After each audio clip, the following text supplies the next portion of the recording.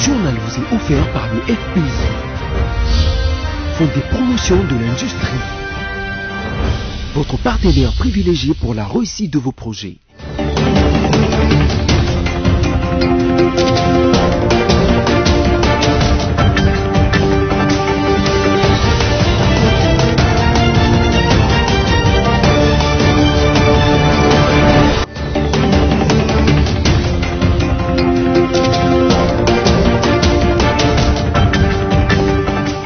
Mesdames et messieurs, bienvenue dans cette édition rétrospective dont voici les titres. Kinshasa a officiellement inauguré cette semaine l'école des guerres avec une première promotion de 25 stagiaires. C'est le président de la République Félix-Antoine Tshisekedi qui a présidé cette cérémonie. Un budget de 12 millions pour la tenue de la session extraordinaire à l'Assemblée nationale. Tout le monde en parle. Le bureau d'âge s'est exprimé dans une interview accordée à nos confrères de Top Congo FM. Le rapporteur Gaël Boussa fait savoir que les mandats sollicités par les bureaux ne violent aucune disposition réglementaire de cette chambre. Les prisonniers bénéficiaires de la grâce collective, des grâces signées par le président de la République, le 30 décembre dernier, ont retrouvé la liberté vendredi 8 janvier. Une cérémonie officielle a été présidée à la prison centrale de Makala par le vice-ministre de la Justice Bernard Takaïché.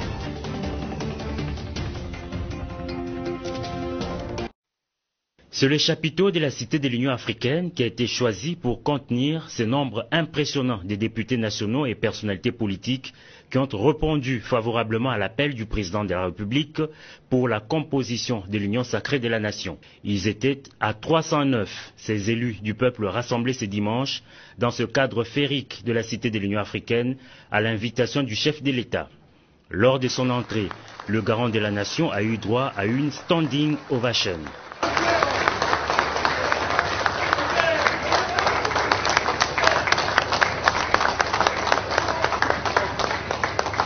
Initiateur de la rencontre, le président de la République a, dans son mot des circonstances, circonscrit le cadre de cet événement. Félix-Antoine Tshisekedi Tshilombo a commencé par présenter ses vœux de nouvel an à l'assistance. Il a par la suite expliqué la vision qu'il porte de l'union sacrée de la nation. Nous sommes à un tournant décisif de l'histoire de notre pays et cette histoire commence maintenant à s'écrire sur une autre page. Ma vision, elle est basée autour de l'homme congolais. Quand je dis l'homme, je n'exclus pas du tout les femmes, c'est l'homme avec grand H. On a beau crier aux envahisseurs, aux colonisateurs, aux impérialistes, à tout ce qu'on veut, mais nous devons reconnaître que ceux qui leur ouvrent la porte à cette prédation, à notre affaiblissement, c'est nous-mêmes. Le Congolais a perdu l'amour du Congolais et du Congo, sa patrie. Aujourd'hui, il y a quelqu'un à la tête de votre pays qui est prêt à vous écouter, qui croit en vous, qui croit en vos aptitudes. Quant aux députés nationaux FCC qui ont accepté d'adhérer à la nouvelle gouvernance du pays, le garant de la nation les a rassurés. Vous n'avez pas trahi, a-t-il dit. Là, je m'adresse principalement à nos frères et sœurs, honorables députés venus du FCC. Je voulais vous dire, surtout à vous, ne vous sentez pas du tout gênés.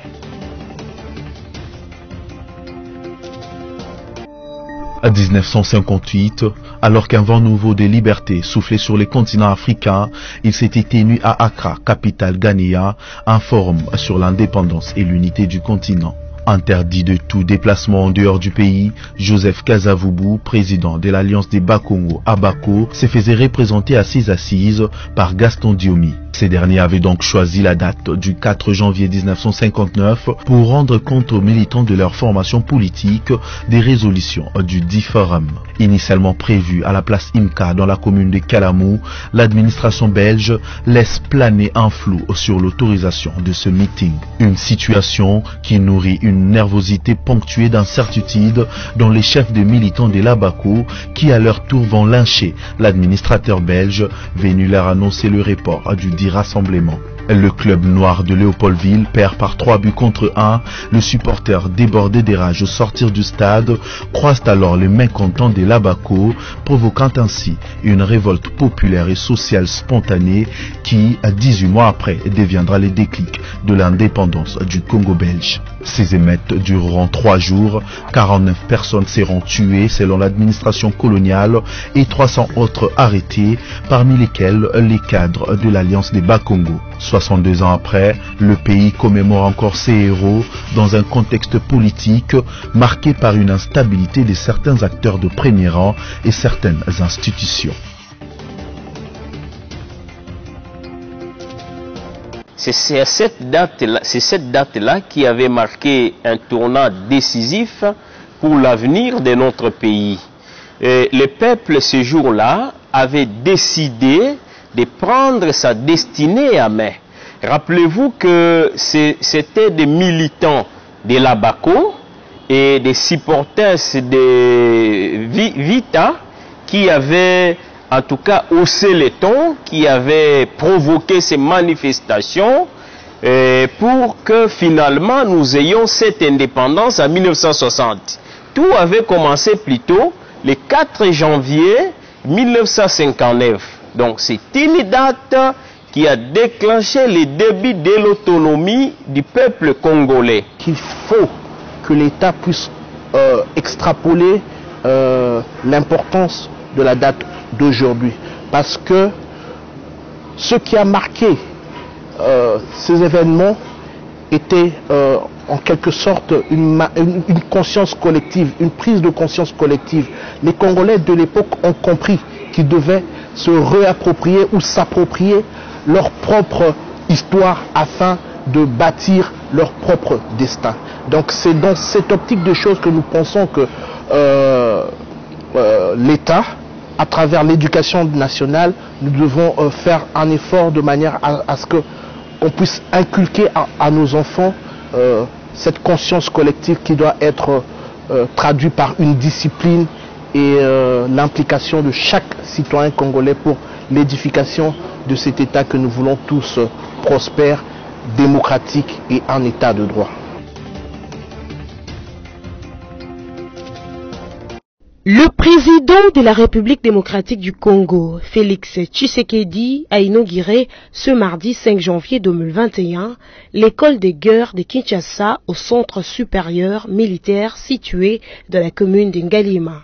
Fruit de la coopération entre la RDC et la France sur initiative du chef de l'État, cette école des guerres aura pour mission de former des futurs cadres des FRDC. Plusieurs personnalités ont pris part à cette cérémonie, notamment les officiers de haut rang, le ministre de la Défense, le Premier ministre, le représentant du gouvernement français et tant d'autres. Prenant la parole, le commandant général Émile a salué la présence du chef de l'État à cette cérémonie, lui qui a inscrit dans sa vision de pouvoir doter la nation congolaise d'une armée professionnelle et a expliqué ce qu'une école de guerre à l'assistance.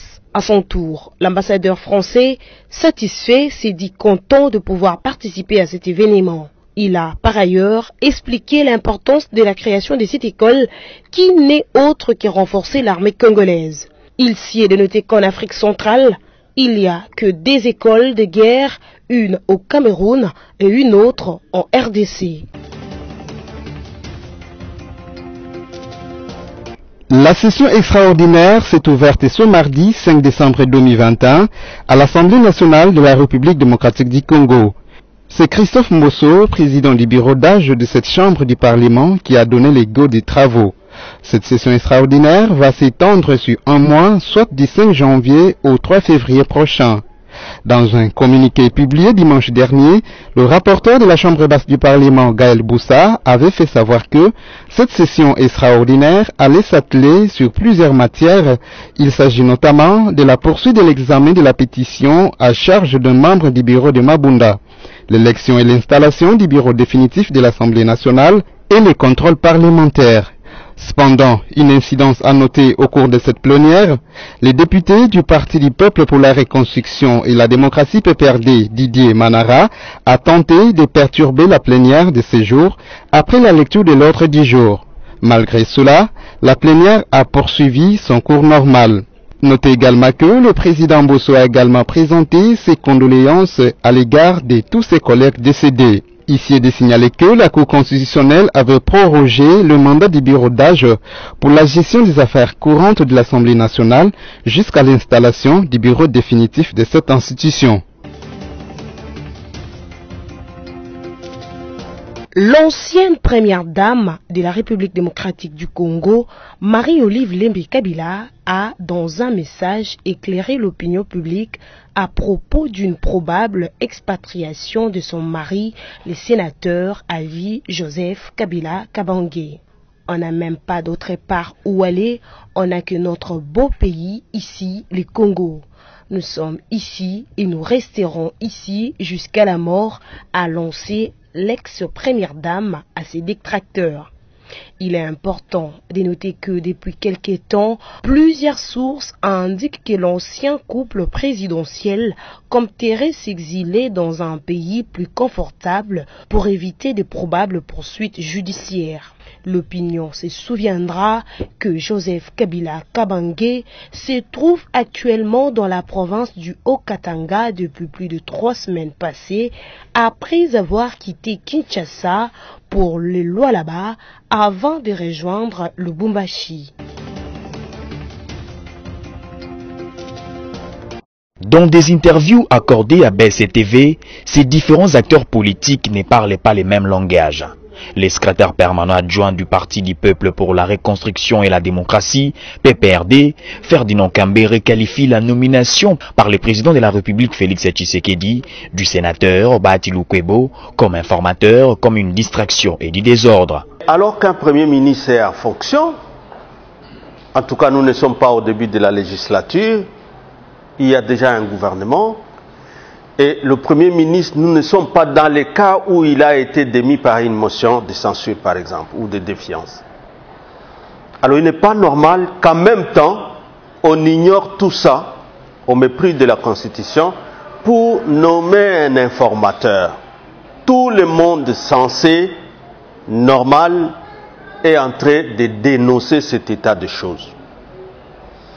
Nous l'avions dit encore une fois après la déchéance du bureau Mabunda, que même les bureaux, de la manière où il a été déchu, mais de la manière où on est en train de vouloir le remplacer, on veut le faire dans l'anarchie. Pour Dongoye Momobutu, secrétaire national du mouvement de libération du Congo MLC, si cette nomination s'inscrit dans le cadre de sauver la nation, en ces moments-là, elle n'est plus anticonstitutionnelle. Si elle est prise dans le but, dans le sens de pouvoir sauver une nation, dans ce cas-là, je pense que cette décision revêtra automatiquement un caractère constitutionnel, d'autant plus que cette décision sera prise dans le sens de sauver une patrie.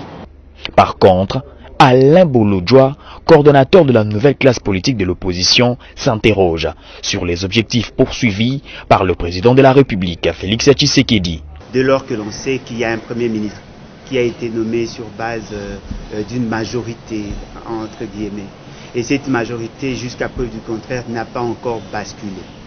Parce que la majorité, l'effritement de la majorité ne se constate pas en dehors de l'hémicycle.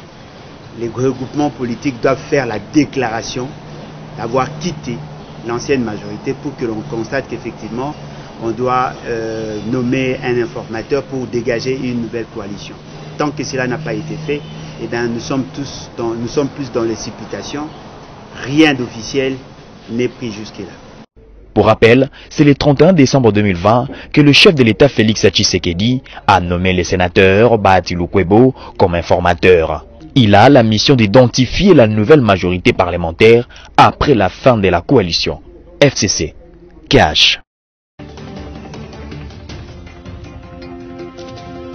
Pour celui que l'on appelle réparateur de femmes, l'impunité constitue l'une des causes principales de la perpétuation de massacres en République démocratique du Congo, dont le plus récent a eu lieu le 1er janvier dernier à Beni. Ainsi, concernant l'arrestation de Roger Lumbala, Denis Mukwege parle d'un pas important pour la justice internationale et pour la lutte contre l'impunité dont de nombreux auteurs présumés congolais et étrangers continuent de bénéficier, a-t-il écrit.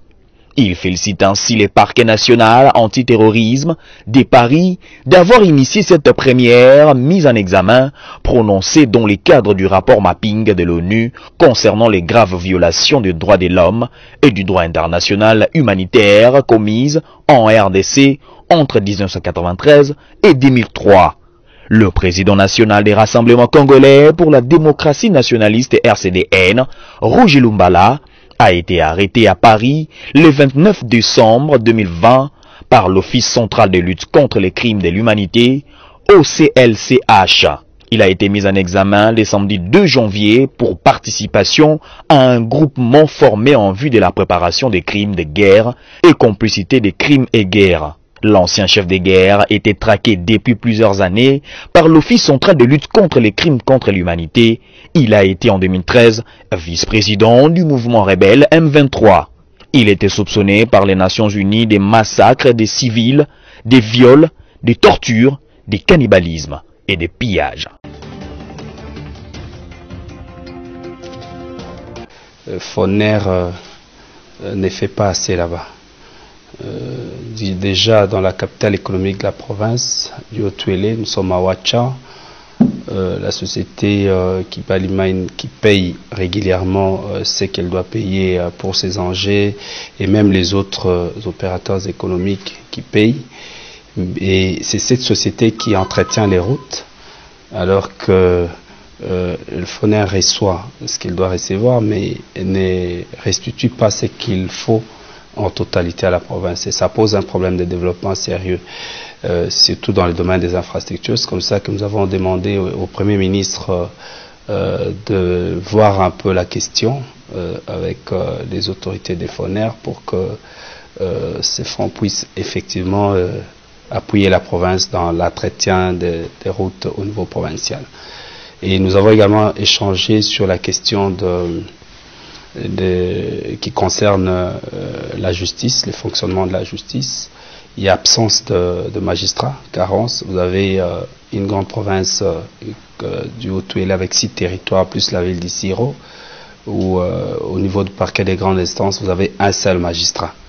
Ce qui pose un problème et qui pose un sérieux problème de fonctionnement de la justice. Et nous avions demandé au Premier ministre de voir dans quelle mesure résoudre rapidement ces problèmes. Plusieurs propositions ont été avancées et ont presque convergé, pour la plupart d'entre elles vers la consolidation, sinon le renforcement de l'enseignement à distance expérimenté pendant la première vague de la Covid-19 sous format audiovisuel via diverses plateformes et canaux de diffusion. Mais le ministère de l'EPST veut encore aller plus loin et envisage l'institutionnalisation de cette méthode qui a fait ses preuves sous d'autres cieux. Les équipes seront mises en place selon qu'il y aura des spécialistes en pédagogie et il y aura également des spécialistes en communication. Parce qu'il est à savoir que les matières doivent être préparées. Au-delà d'être préparées, ces matières doivent être numérisées. Et ces matières qui sont préparées, numérisées, doivent être validées et diffusées. Et pour cela, il y a des équipes, une équipe composite, hétéroclite, qui doit être composée. Donc nous aurons des pédagogues et des spécialistes en communication qui feront en sorte que les matières que les enseignants ont préparées utilisent les canaux les plus idoines pour atteindre nos élèves dans les coins les plus reculés de la République. Les partenaires éducatifs seront aussi associés à cette démarche qui devra faire appel à de nouvelles ressources humaines et financières pour appuyer les gouvernements dans cette tâche qui s'annonce ardue du point de vue financier. Depuis le mercredi 6 janvier, des équipes ont été constituées pour élaborer un plan directeur censé guider les actions à venir dans une approche participative et dans l'urgence.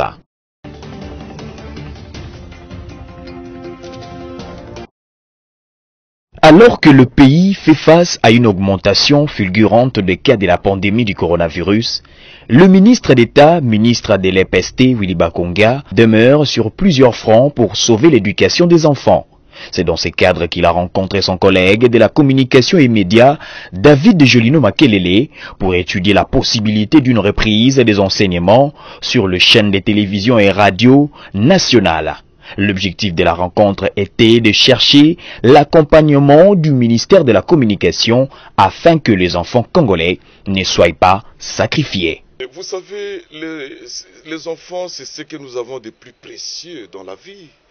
On ne peut pas exposer la vie des enfants et nous, on ne refuse pas que les enfants étudient, on ne refuse pas que les enfants reprennent le chemin de l'école.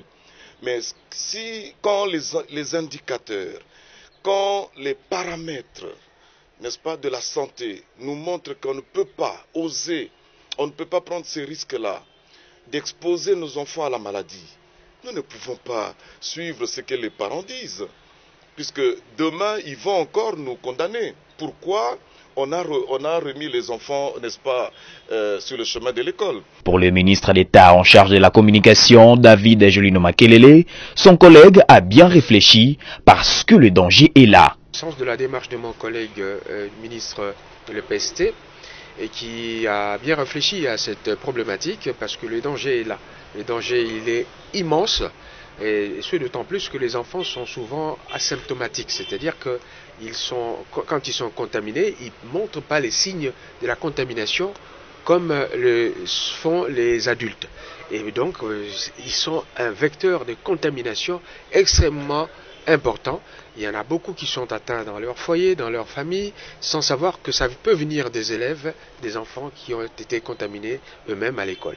Et donc, il est un devoir impérieux de l'État d'aider à ce que les enfants qui vont rester à la maison pendant cette période ne puissent pas manquer de l'éducation à laquelle ils ont droit. La radio-télévision nationale congolaise, RTNC, sera à l'avant-plan dans ces projets de grande envergure sur lesquels les experts du ministère des médias et ceux de l'EPST vont travailler dans les heures qui viennent en vue de dégager les contenus et programmes de diffusion.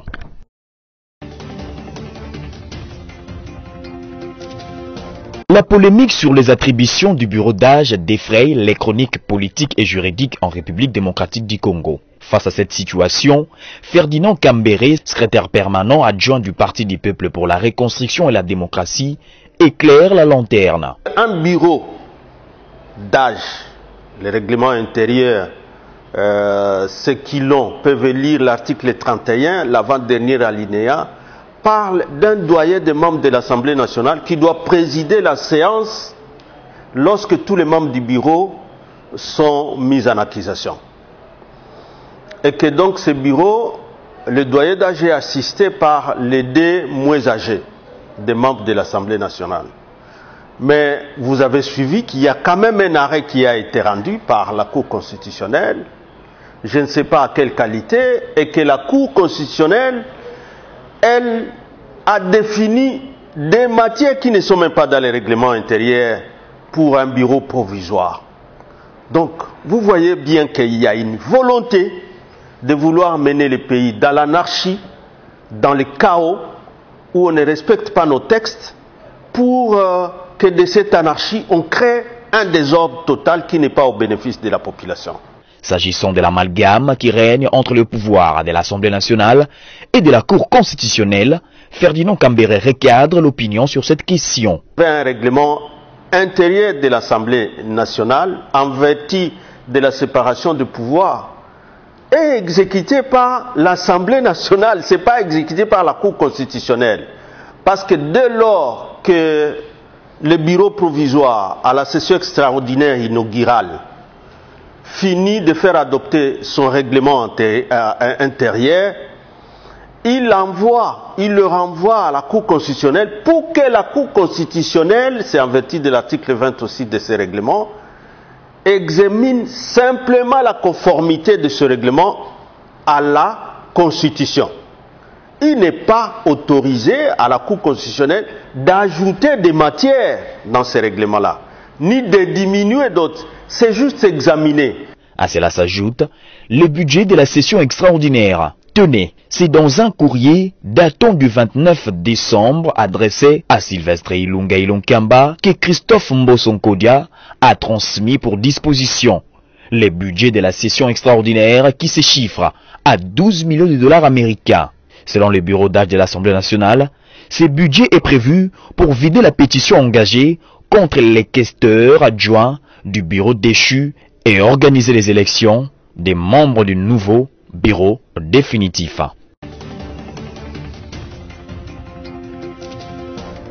Au croisement des avenues Victoire et Éthiopie, dans la commune de Kasavubu, l'équipe de BSC TV a récolté les préoccupations des habitants au sujet de l'état de la route. Ici, le délabrement est devenu la première cause des embouteillages et il est demandé aux autorités compétentes de réhabiliter ces tronçons de route très fréquentés.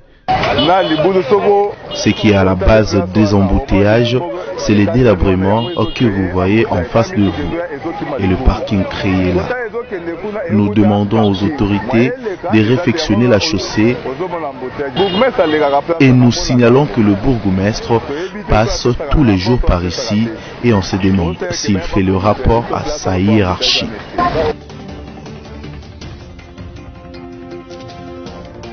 C'est un montant qui est prévu par la loi. C'est l'article 65 du règlement intérieur de l'Assemblée nationale stipule que pendant la session extraordinaire, les députés reçoivent une prime équivalente à leurs émoluments mensuels et des primes diverses. Et il en est de même aussi pour les membres de cabinet, pour les administratifs et les assistants des députés. Un petit exercice de mathématiques où nous avons 500 députés. Nous avons les assistants des députés qui sont au nombre de 500. Nous avons aussi les prestataires intérieurs et extérieurs de l'Assemblée nationale. Il est vrai qu'une rubrique a été ajoutée, c'est la rubrique de l'organisation de l'élection du bureau définitif. Nous avons sollicité au même moment la dotation qui nous est reconnue par la loi en ajoutant la rubrique de l'organisation des élections. Ce que le bureau d'âge a demandé, c'est ce que l'Assemblée nationale reçoit lors de toutes les sessions extraordinaires. Puisque ce sont des dispositions budgétaires, nous n'avons rien inventé. Ceux qui montent au créneau pour décrier que le bureau a exagérément sollicité les frais de la tenue de la session extraordinaire, il doit savoir que la dotation mensuelle de l'Assemblée nationale a été relevée depuis le mois de septembre dernier à cette hauteur-là par le fait de l'exécution du budget de fonctionnement conformément à la loi de finances de l'exercice 2020. Il appartient à l'autorité de demander à quiconque qui détiendrait les éléments contraires à pouvoir les prouver pour éviter tout malentendu et toute diffamation.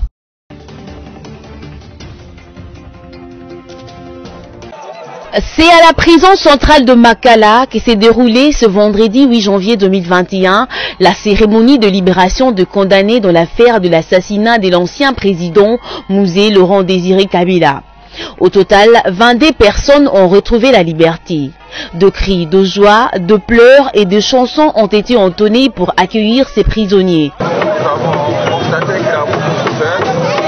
Dieu merci, c'est pour ça que nous avons dit Dieu fait des miracles. Amen. Il fait des miracles parce que là où c'est impossible, donc Dieu fait ce que fait. La population trouvée sur place à la prison de Makala, elle aussi se sont exprimées. Nous sommes venus accueillir aujourd'hui Edi Kapen de ses compagnons et notre frère Jojo Moukanivre qui est de Goma, qui a passé 20 ans ici.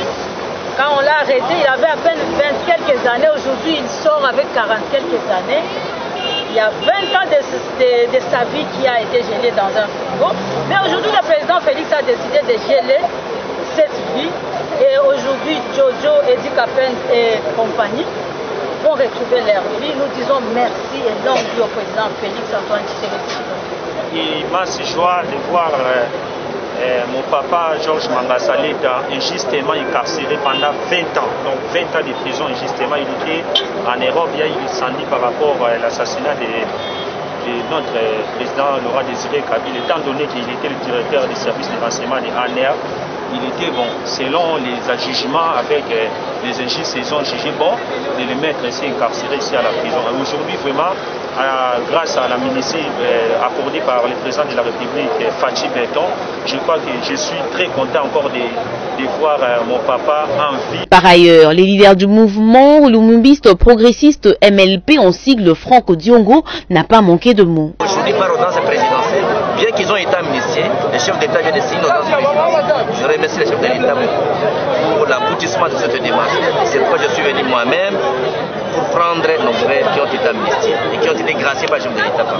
Rappelons que le colonel Edi Kapen et sa suite étaient incarcérés dans la prison centrale de Makala depuis janvier 2001 dans l'affaire assassinat de l'ancien président Laurent Désiré Kabila. Voilà, on passe au rappel des titres. Kinshasa a officiellement inauguré cette semaine l'école des guerres avec une première promotion de 25 stagiaires. C'est le président de la République Félix-Antoine Tshisekedi qui a présidé cette cérémonie. Un budget de 12 millions pour la tenue de la session extraordinaire à l'Assemblée nationale. Tout le monde en parle. Le bureau d'âge s'est exprimé dans une interview accordée à nos confrères de Top Congo FM. Le rapporteur Gaël Boussa fait savoir que les mandats sollicités par les bureaux ne violent aucune disposition réglementaire de cette chambre. Les prisonniers bénéficiaires de la grâce collective, des grâces signées par le président de la République, le 30 décembre dernier, ont retrouvé la liberté vendredi 8 janvier. Une cérémonie officielle a été présidée à la prison centrale de Makala par le vice-ministre de la Justice Bernard Takaïché. Essentiel de l'actualité, merci de l'avoir suivi. L'actualité reste en continu sur votre chaîne, restez avec nous.